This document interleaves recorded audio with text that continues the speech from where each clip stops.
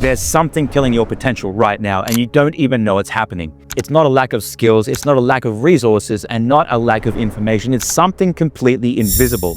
Something that's been programming you since the day you started.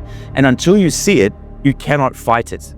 I call it settler's osmosis. And it kills more dreams than any market crash, any failed business, any external obstacle combined. Because those obstacles you can see, you can fight them, you can work around them. This one lives inside of your own mind, and it whispers things like, "This is fine, I'm doing okay. Maybe this is just how it is." And the terrifying part, it feels like your own voice, but it's not.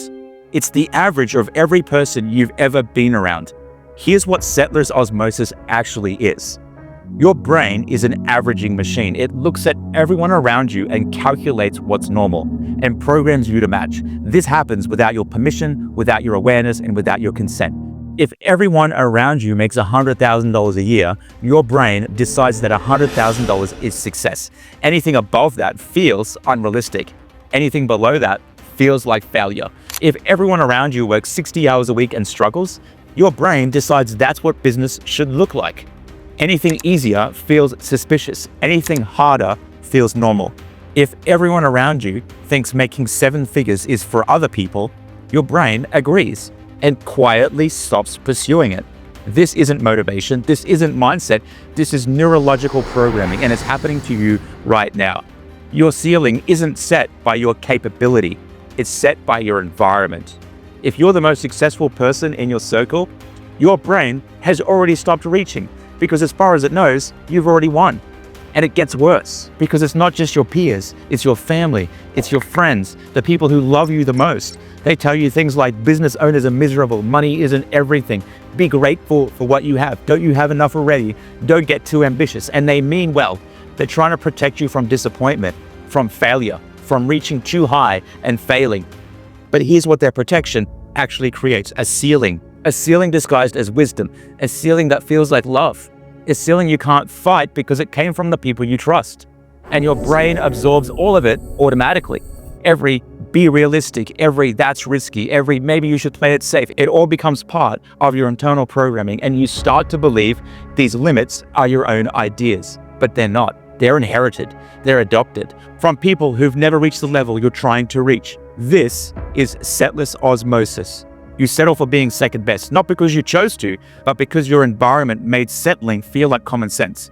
You settle for just getting by, not because you lack ambition, but because everyone around you is just getting by as well. So your brain thinks that's normal. You settle for working 12, 14, 16-hour days, not because you have to, but because everyone you know does as well. So your brain can't imagine an alternative. You settle for seeing your family and friends on weekends, not because you don't love them, but because that's what business owners do. At least that's what every business owner you know does. Here's the brutal truth. Your brain is constantly asking one question: what is normal? And then it optimizes for that.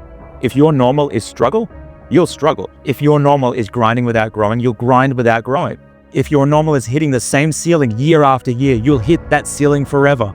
Not because you can't break through, but because your brain doesn't believe there's anything beyond that. So what do you do about this? You can't think your way out of settler's osmosis. Mindset work won't fix it. Affirmations won't fix it. Visualization won't fix it, because all of those happens inside the same brain that's already programmed. You're using a corrupted operating system to try to fix the corruption. It doesn't work. The only thing that does work is changing the inputs. New environment, new references, new normal. If you want your brain to believe 7 figures or 8 figures is normal, you need to be surrounded by people who make 7 and 8 figures. If you want your brain to believe 4-hour workdays are possible, you need to be surrounded by people who work 4 hours a day. If you want your brain to believe that freedom, wealth, and peace can coexist, you need to be surrounded by people who have all three. This is why masterminds matter. Not for the content, not for the strategies, not for the accountability, for the recalibration. When your brain spends time around people operating at a higher level, it automatically updates what it thinks is possible. What feels like a ceiling becomes a floor. What felt unrealistic becomes obvious. What felt like for other people becomes for me too. That shift doesn't happen through effort. It happens through exposure. Here's what I need you to understand. Right now, your environment is programming you. Whether you chose that programming or not, whether you like it or not, whether you're aware of it or not, the only question is, did you choose the programmers? If you're surrounded by people who've never been where you want to go, they're programming you to never get there. If you're surrounded by people who've already arrived, they're programming you to arrive too. It's that simple and it's that important. The ceiling in your head isn't yours. It belongs to the people you've been around. If you want a new ceiling, you need new people. Settler's osmosis kills more dreams than anything I know. Not because people lack talent, not because they lack drive, not because they're not working hard enough, because their brain settled for a ceiling that was never theirs to begin with. An average calculated from people who've never reached what was possible. A normal defined by limitation. A cap set by inherited beliefs disguised as wisdom. You can fight markets, you can fight competitors, you can fight obstacles, but you can't fight your own brain. You can only change what you feed it. New rooms, new people, new references for what's normal. That's not inspiration, that's neuroscience. Choose your environment or your environment will choose your ceiling.